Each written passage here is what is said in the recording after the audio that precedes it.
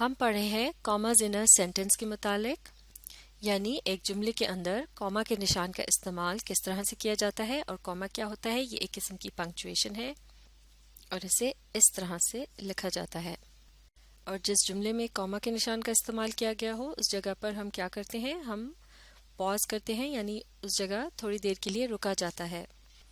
تو چلیے اب کچھ اور ایگزامپلس کی مدد سے جملوں کے اندر کاما کے استعمال سے متعلق کچھ اور اصولوں کو سیکھتے ہیں۔ مل کر اس ایگزامپل کو پڑھتے ہیں۔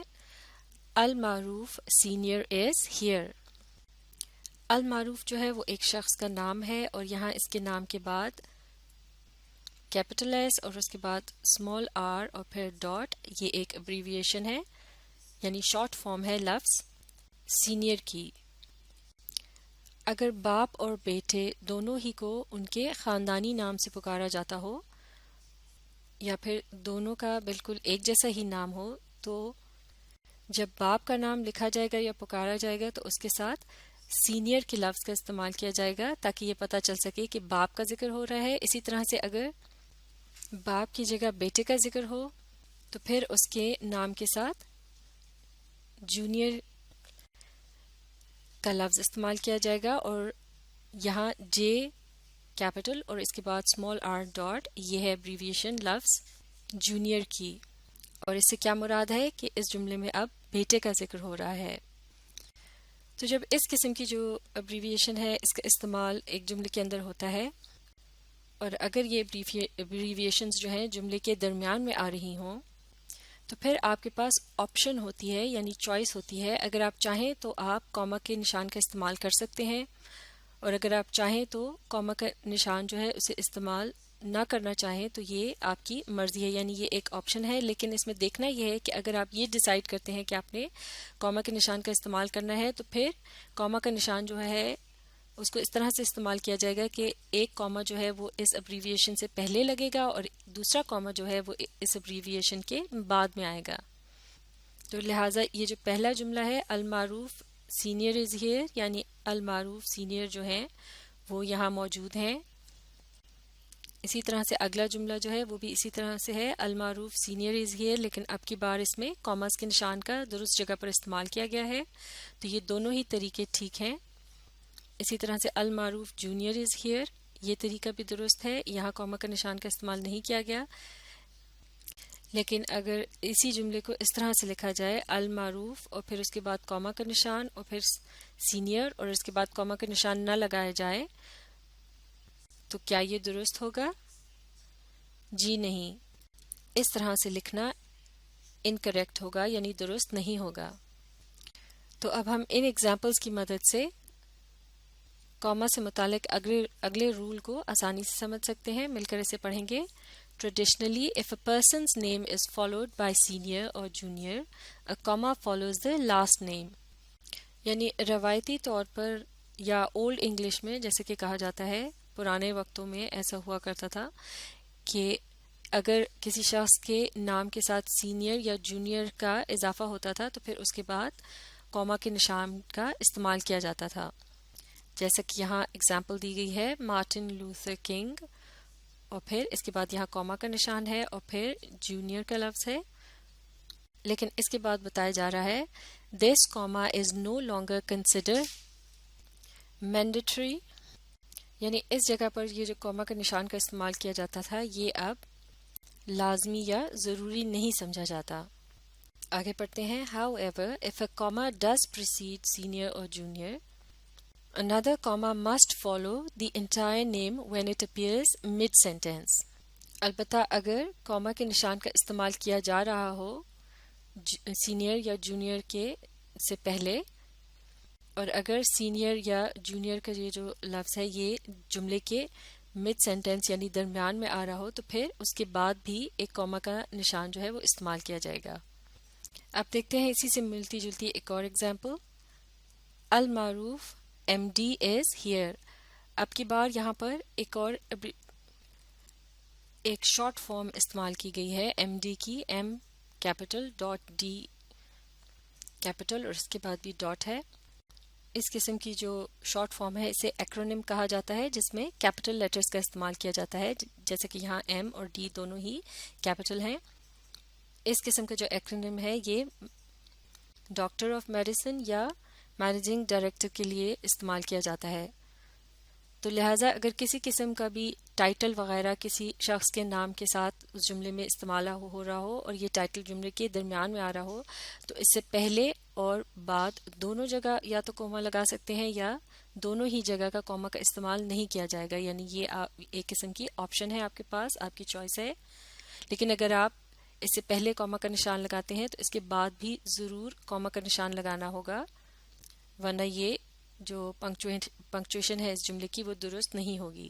اور اس کی وجہ یہ ہے کہ اگر آپ یہ جو سیکنڈ کوما ہے اس کو اس جملے سے خارج کر دیتے ہیں یا ہٹا دیتے ہیں اور پھر اگر اس جملے کو پڑھا جائے المعروف ایم ڈی از ہیئر، تو ایسا لگ رہا ہے جیسے آپ المعروف نامی کسی شخص کو بتا رہے ہیں کہ ایم ڈی پہنچ گئے ہیں، جبکہ ایسا نہیں ہے۔ ایم ڈی جو ہے وہ المعروف کے ہی نام کا حصہ ہے یا ان کا ٹائٹل ہے اور ان کے نام کے ساتھ جوڑا گیا ہے، تو لہٰذا اس سے پہلے اور بعد دونوں ہی جگہ کوما کا جو نشان ہے اس کا استعمال بہت ضروری ہے، یعنی یہ جو دو کوماز ہیں ان کا ایک ساتھ استعمال کرنا ضروری ہے، اور یا پھر آپ اس جملے کو ان کوماز کے بغیر بھی لکھ سکتے ہیں۔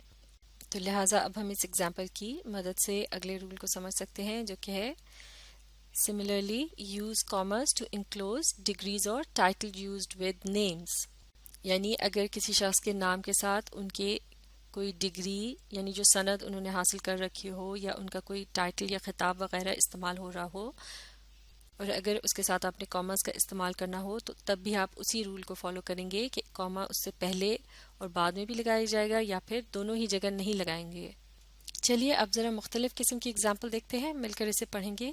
He said, I don't understand. یعنی اس نے کہا مجھے سمجھ نہیں آ رہی، معاف کیجیے گا میری سمجھ میں نہیں آ رہا۔ تو یہ جو الفاظ ہیں I don't understand، ان سے پہلے اور ان کے بعد میں اسپیچ مارکس کا یا کوٹیشن مارکس کا استعمال کیا گیا ہے، یعنی جس شخص کے متعلق اس جملے میں بتایا جا رہا ہے یہ اس کے لفظ بلفظ الفاظ ہیں، یعنی یہ وہی بات ہے بالکل اسی طرح سے لکھی گئی ہے جس طرح سے اس نے کہی ہے، اور اسے کہا جاتا ہے ڈائریکٹ سپیچ۔ لیکن ڈائریکٹ سپیچ سے پہلے یہاں اس شخص کا چھوٹا سا تعارف سا موجود ہے، ہی سیڈ یعنی اس نے کہا، اور پھر اس کے بعد یہاں آپ دیکھ سکتے ہیں کہ کوما کے نشان کا استعمال کیا گیا ہے اور اس کے بعد کوٹیشن مارکس شروع کیے گئے ہیں اور پھر وہ الفاظ جو کہ اس شخص نے کہے وہ لکھ دیے گئے ہیں، اور جہاں اس کی بات ختم ہوتی ہے پھر اس کے بعد کوٹیشن مارکس کا یا اسپیچ مارکس کا استعمال کیا گیا ہے۔ تو یعنی اس جملے سے آپ اندازہ لگا سکتے ہیں کہ اس کا ایک حصہ جو ہے وہ تو ہے ڈائریکٹ سپیچ، اور یہ دوسرا حصہ جو ہے جو ایک قسم کا ریفرنس ہے، ان دونوں کے درمیان کوما کے نشان کا استعمال کیا گیا ہے۔ تو لہٰذا جب کسی جملے کے اندر ڈائریکٹ سپیچ کا استعمال کیا جاتا ہے تو باقی کے جملے کا جو حصہ ہوتا ہے اس سے اس کو الگ کرنے کے لیے یا الگ دکھانے کے لیے ان دونوں کے درمیان کوما کے نشان کا استعمال کیا جاتا ہے، اور اس جملے کو پڑھتے وقت بھی کوما کے نشان کی جگہ پر تھوڑی دیر کے لیے وقف کیا جائے گا یا رکا جائے گا۔ اب دیکھتے ہیں اسی سے ملتی جلتی ایک اور ایگزامپل، یہ ہے Why I asked, don't you understand؟ یعنی کیوں میں نے پوچھا تمہاری سمجھ میں نہیں آ رہا۔ تو اب یہاں آپ دیکھ سکتے ہیں کہ اس جملے کے اندر ڈائریکٹ سپیچ جو ہے اسے بیچ میں توڑا گیا ہے اور پھر باقی کے حصے کو مکمل کیا گیا ہے۔ اس کا پہلا حصہ جو ہے وہ ہے وائی، جو کہ یہاں سپیچ مارکس یا کوٹیشن مارکس کے اندر ہے، پھر اس کے درمیان اس کا ریفرنس سا موجود ہے، یعنی آئی آسکڈ، جس سے پتہ چل رہا ہے یہ بات یا یہ جملہ کس نے کہا یا کس نے پوچھا، اور پھر جو باقی کے الفاظ ہیں جو کہ کہے گئے ڈائریکٹ سپیچ کی صورت میں انہیں جملے کے اگلے حصے میں مکمل کیا گیا ہے اور انہیں بھی سپیچ مارکس یا کوٹیشن مارکس کے اندر لکھا گیا ہے۔ یعنی مکمل جملہ جو ڈائریکٹ سپیچ کا حصہ ہے وہ اس طرح سے ہے وائی ڈونٹ یو انڈرسٹینڈ، لیکن اس کے پہلے حصے کو لکھ لینے کے بعد اس کے ریفرنس کو جملے کے بیچ میں شامل کرنے کی کوشش کی گئی ہے، اور اس کے لیے دیکھتے ہیں کہ کوما کے نشانوں کو کس طرح سے استعمال کیا گیا ہے۔ سب سے پہلا جو حصہ ہے ڈائریکٹ سپیچ کا، اس کے آخر میں یہاں سپیچ مارک ختم کرنے سے پہلے کوما کے نشان کا استعمال کیا گیا ہے، اور اس کے بعد یہ स्पीच मार्क्स क्लोज्ड का साइन है। जो स्पीच मार्क्स या कोटेशन मार्क्स जुमले के शुरू में आते हैं उन्हें स्पीच मार्क्स ओपन कहा जाता है, स्पीच मार्क्स ओपन। और इसी तरह से जो स्पीच मार्क्स जुमले के आखिर में इस्तेमाल किए जाते हैं या डायरेक्ट स्पीच के आखिर में आते हैं तो उन्हें कहा जाता है स्पीच मार्क्स क्लोज्ड। तो लिहाजा स्पीच मार्क्स क्लोज्ड के साइन से पहले यहाँ कॉमा का निशान इस्तेमाल करना है अगर इस डायरेक्ट स्पीच का बकिया हिस्सा अब जुमले के अगले हिस्से में मुकम्मल होना है या मुकम्मल किया जाएगा। फिर इसके बाद आ रहा है यहाँ पर आई आस्क्ड रेफरेंस, और इसके बाद यहाँ आप देख सकते हैं फिर कॉमा के निशान का इस्तेमाल है जो कि स्पीच मार्क्स ओपन से पहले है। जैसे कि इससे पिछली एग्जाम्पल में हमने देखा था कि रेफरेंस के बाद यहाँ पर कॉमा का निशान था और फिर उसके बाद स्पीच मार्क्स ओपन और फिर डायरेक्ट स्पीच थी। इसी तरह से इसी उसूल को यहाँ फॉलो किया गया है कि जब रेफरेंस स्पीच से पहले आता है तो फिर उसके बाद भी कॉमा के निशान का इस्तेमाल किया जाता है इन दोनों को आपस में सेपरेट करने के लिए या अलग दिखाने के लिए। और पढ़ते वक्त भी इन दोनों जगह पर जहाँ कॉमा का निशान इस्तेमाल किया गया है हम पॉज करेंगे। आइए इस जुमले को एक मरतबा फिर पढ़ते हैं। Why? I asked. Don't you understand? यानी क्यों, मैंने पूछा, तुम्हारी समझ में नहीं आ रहा।